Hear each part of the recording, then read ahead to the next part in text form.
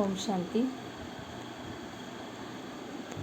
23/6/2020 की वाणी है। प्रातः मुरली। ओम शांति। बाप दादा मधुबन। बाबा कहते हैं, मीठे बच्चे, बाप आए हैं तुम्हें ज्ञान से शुद्ध खुशबूदार फूल बनाने। तुम्हें कांटा नहीं बनना है, कांटों को इस सभा में नहीं लाना है। प्रश्न है, जो बच्चे याद की यात्रा में मेहनत करते हैं उनकी निशानी क्या होगी? उत्तर, याद की मेहनत करने वाले बच्चे बहुत खुशी में रहेंगे। बुद्धि में रहेगा कि अभी हम वापस लौट रहे थे, फिर हमें खुशबूदार फूलों के बगीचे में जाना है। तुम याद की यात्रा से खुशबूदार बनते हो और दूसरों को भी बनाते हो। ओम शांति। बागवान भी बैठा है, माली भी है, फूल भी है। यह नई बात है ना। कोई नया अगर सुने तो कहेंगे ये क्या कहते हैं, बागवान, फूल आदि यह क्या है? ऐसी बातें तो कभी शास्त्र में सुनी नहीं। तुम बच्चे जानते हो, याद भी करते हैं बागवान खिवैया को। अब यहाँ आए हैं यहाँ से पार ले जाने। बाप कहते हैं याद की यात्रा पर रहना है। अपने को आते ही देखो हम कितना दूर जा रहे हैं, कितना अपनी सतो प्रधान अवस्था तक पहुँचे हैं। जितना सतो प्रधान अवस्था होती जाएगी तो समझेंगे अभी हम लौट रहे हैं। कहाँ तक हम पहुँचे हैं, सारा मदार याद की यात्रा पर है। खुशी भी चढ़ी रहेगी। जो जितनी जितनी मेहनत करते हैं उतना उसको उनमें खुशी आएगी। जैसे इम्तिहान के दिन होते हैं तो स्टूडेंट समझ जाते हैं ना हम कहाँ तक पास होंगे। यहाँ भी ऐसे है, हर एक बच्चा अपने को जानते हैं कि कहाँ तक हम खुशबूदार फूल बन रहे हैं, कितना खुशबूदार फिर औरों को बनाते हैं। यह गाया जाता है, कांटों का जंगल वह है फूलों का बगीचा। मुसलमान लोग भी कहते हैं गार्डन ऑफ अल्लाह, समझते वह एक बगीचा है। वहाँ जो जाता है उनको खुदा फूल देते हैं। मन में जो कामना होती है वो पूरी होती है, करते हैं। बाकी ऐसे तो नहीं, कोई फूल उठा कर देते हैं। जैसा जिसकी बुद्धि में है वह साक्षात्कार हो जाता है। यह साक्षात्कार पर कुछ भी है नहीं। भक्ति मार्ग में तो साक्षात्कार के लिए गला भी काट देते हैं। मीरा को साक्षात्कार हुआ, उनका कितना मान है। वह है भक्ति मार्ग। भक्ति को आधा कल्प चलना ही है, ज्ञान है ही नहीं। वेदों आदि का बहुत मान है। कहते हैं वेद तो हमारे प्राण हैं। अभी तुम जानते हो यह वेद शास्त्र आदि सब है भक्ति मार्ग के लिए। भक्ति का कितना बड़ा विस्तार है, बड़ा झाड़ है। ज्ञान है बीज। अभी ज्ञान से तुम कितने शुद्ध होते हो, खुशबूदार बनते हो। यह तुम्हारा बगीचा है। यहाँ कांटा किसी को भी नहीं कहेंगे, क्योंकि यहाँ विकार में कोई जाते नहीं। तो कहेंगे इस बगीचे में एक भी कांटा नहीं।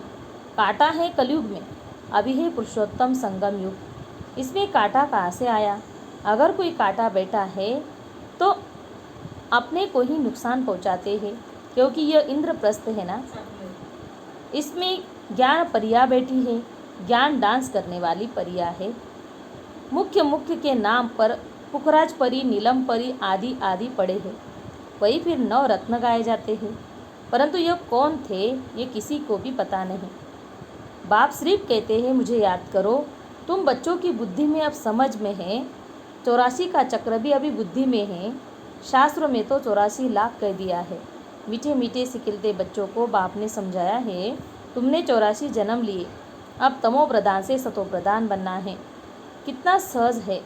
भगवान वाच बच्चों प्रति मामेकम याद करो। अभी तुम बच्चे खुशबूदार फूल बनने के लिए अपने को आत्मा समझ बाप को याद करो। कांटे नहीं बनो। यह सब मीठे मीठे फूल है, कांटा नहीं। हाँ, माया के तूफान तो आएंगे। माया ऐसी कड़ी है जो झट फंसा देगी। फिर पछताएंगे, हमने यह क्या किया, हमारी तो की कमाई सारी चट हो गई। यह है बगीचा। बगीचे में अच्छे अच्छे फूल भी होते हैं। इस बगीचे में भी कोई तो फर्स्ट क्लास फूल हो जाते हैं। जैसे मुगल गार्डन में भी अच्छे अच्छे फूल होते हैं। सब जाते हैं देखने के लिए। या तुम्हारे पास कोई देखने तो आएंगे नहीं, तुम कांटों को क्या मुंह दिखाएंगे। गायन भी है मुत पलीती कपड़ धोए। बाबा को जप साहेब सुखमनी आदि सब याद थी। अखंड पाठ भी करते थे। 8 वर्ष का था तो पटका बांधता था।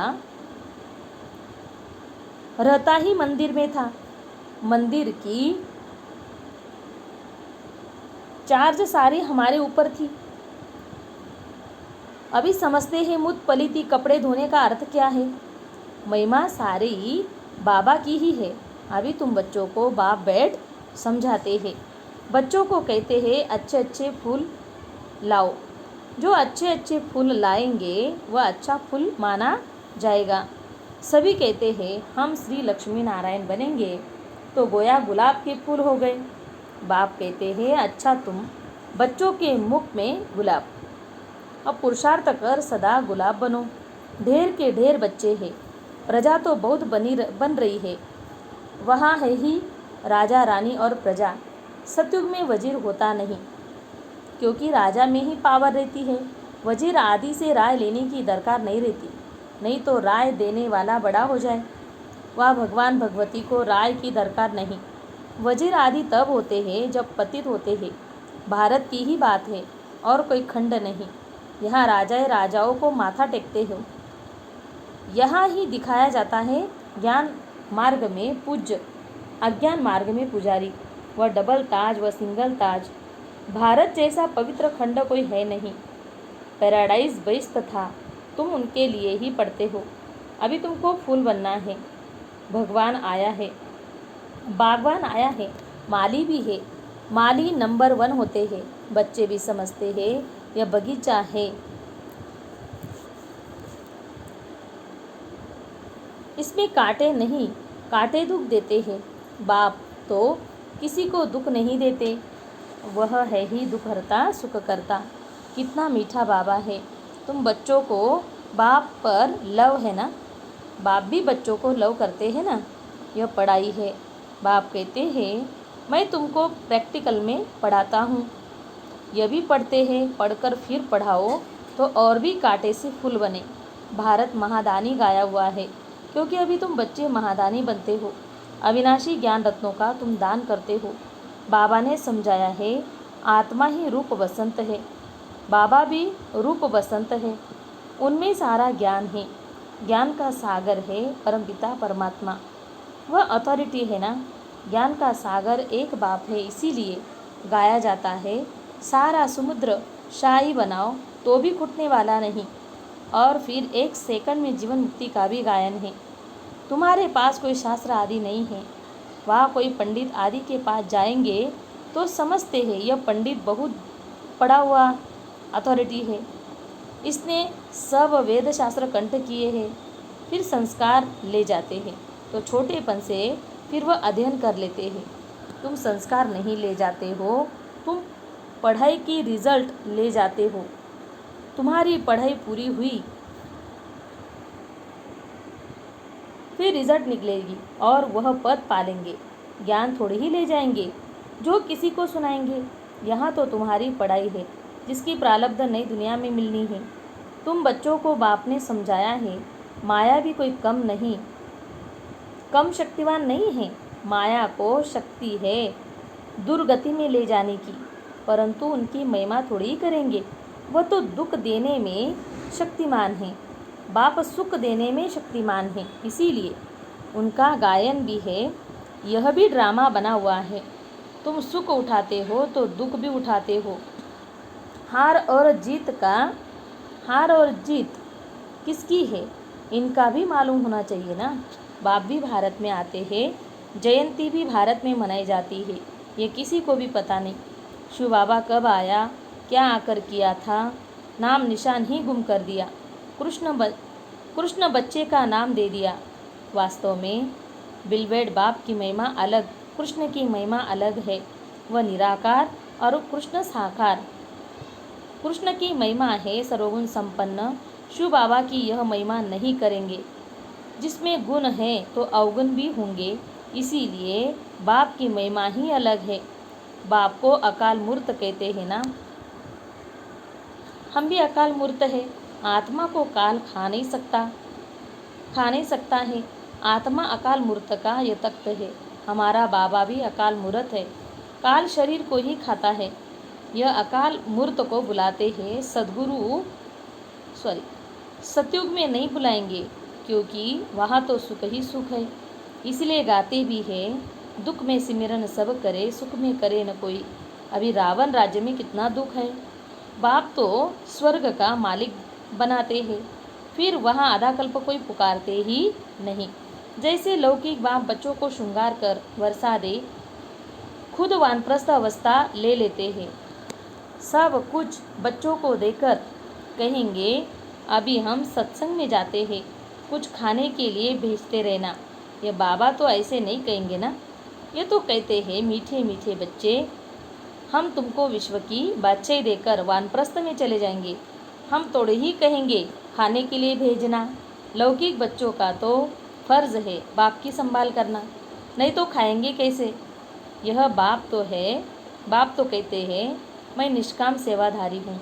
मनुष्य कोई निष्काम हो न सके, भूख मर जाएंगे ना। हम थोड़ी ही भूख मरेंगे, हम तो अभोक्ता है। तुम बच्चों को विश्व की बादशाही देकर हम जाए विश्राम करते हैं, फिर हमारा पार्ट बंद हो जाता है, फिर भक्ति मार्ग में शुरू होता है। यह अनादि ड्रामा बना हुआ है, जो राज बाप बैठ समझाते हैं। वास्तव में तुम्हारा पार्ट सबसे जास्ती है, तो इजाफा भी तुमको मिलना चाहिए। मैं आराम करता हूँ तो तुम फिर ब्रह्मांड के मालिक, विश्व के भी मालिक बनते हो। तुम्हारा नाम बड़ा होता है। यह ड्रामा का राज भी तुम बच्चे जानते हो। तुम हो ज्ञान के फूल, दुनिया में एक भी नहीं। रात दिन का फर्क है, वह रात में है, तुम दिन में हो। आजकल देखो, वन उत्सव करते रहते हैं। अब भगवान मनुष्यों का वन उत्सव कर रहे हैं। बाप देखो कैसी कमाल करते हैं, जो मनुष्य को देवता, रंग को राव राजा बना देते हैं। अभी बेहद के बाप से तुम सौदा लेने आए हो, कहते हो बाबा हमको रंग से राव बनाओ। यह तो बहुत अच्छा ग्राहक है। उनको तुम कहते भी हो दुख हरता सुख करता। इन जैसा दान कोई होता ही नहीं। वह है सुख देने वाला। बाप कहते हैं, भक्ति मार्ग में भी मैं तुमको देता हूँ। यह ड्रामा में नूंद है साक्षात्कार आदि की। यह ड्रामा में नूंद है साक्षात्कार आदि की। अब बाप बैठ समझाते हैं, मैं क्या क्या करता हूँ, आगे चलकर समझाते रहेंगे। आखिरी अंत में तुम नंबरवार कर्मातीत अवस्था को पाएंगे। यह सब ड्रामा में नूंद है, फिर भी पुरुषार्थ कराया जाता है। बाप को याद करो। बरोबर यह महाभारत लड़ाई भी है, सब खत्म हो जाएंगे, बाकी भारतवासी ही रहेंगे। फिर तुम विश्व पर राज्य करते हो। अभी बाप तुमको पढ़ाने आए हैं, वही ज्ञान का सागर है। यह भी खेल है, इसमें मूंझने की बात नहीं। माया तूफान में लाएगी। बाप समझाते हैं, इसमें डरो नहीं। बहुत गंदे गंदे संकल्प आएंगे, वह भी तब जब बाबा की गोद लेंगे। जब तक गोद ही नहीं ली है तो माया इतना नहीं लड़ेगी। गोद लेने के बाद ही तूफान लगते हैं। इसीलिए बाप कहते हैं, गोद भी संभाल कर लेनी चाहिए। कमज़ोर है तो फिर प्रजा में आ जाएंगे। राजाई पद पाना तो अच्छा है, नहीं तो दास दासिया बनना पड़ेगा। बाबा ने कहा, यह सूर्यवंशी चंद्रवंशी राजधानी स्थापन हो रही है। अच्छा, मीठे मीठे सिकलते बच्चों प्रति माता पिता बाप दादा का याद प्यार और गुड मॉर्निंग। रूहानी बाप की रूहानी बच्चों को नमस्ते। हम रूहानी बच्चों की रूहानी माता पिता बाप दादा को याद प्यार गुड मॉर्निंग और नमस्ते नमस्ते नमस्ते। शुक्रिया बाबा, शुक्रिया आपका और हमारे भाग्य का। ओम शांति, ओम शांति, ओम शांति। धारणा के लिए सार। पहली पॉइंट, रूप बसंत बन अविनाशी ज्ञान रत्नों का दान कर महादानी बनना है। जो पढ़ाई पढ़ते हो वो दूसरों को भी पढ़ानी है। दूसरी पॉइंट है, किसी भी बात में मूंझना व डरना नहीं है, अपनी संभाल करनी है। अपने आप से पूछना है, मैं किस प्रकार का फूल हूँ। मेरे में कोई बदबू तो नहीं है। वरदान है बाप दादा का। ना उम्मीद की चिंता पर बैठी हुई आत्माओं को नए जीवन का दान देने वाले त्रिमूर्ति प्राप्तियों से संपन्न भव। ना उम्मीद की चिता पर बैठी हुई आत्माओं को नए जीवन का दान देने वाले त्रिमूर्ति प्राप्तियों से संपन्न भव। उसका विश्लेषण है, संगम युग पर बाप द्वारा सभी बच्चों को एवर हेल्दी वेल्दी और हैप्पी रहने का त्रिमूर्ति वरदान प्राप्त होता है। जो बच्चे इन तीनों प्राप्तियों से सदा संपन्न रहते हैं उनका खुशनसीब हर्षित मुख चेहरा देखकर मानव जीवन में जीने का उमंग उत्साह आ जाता है, क्योंकि अभी मनुष्य जिंदा होते भी ना उम्मीद की चिता पर बैठे हुए हैं। अब ऐसी आत्माओं को मर्जीवा बनाओ, नए जीवन का दान दो। सदा स्मृति में रहे कि यह तीनों प्राप्तियां हमारा जन्म सिद्ध अधिकार है। तीनों ही धारणाओं के लिए डबल अंडरलाइन लगाओ। त्रिमूर्ति प्राप्तियों से संपन्न आत्माएं। स्लोगन है, न्यारे और अधिकारी होकर कर्म में आना यही बंधन मुक्त स्थिति है। न्यारे और अधिकारी होकर कर्म में आना यही बंधन मुक्त स्थिति है। ओम शांति। ओम शांति।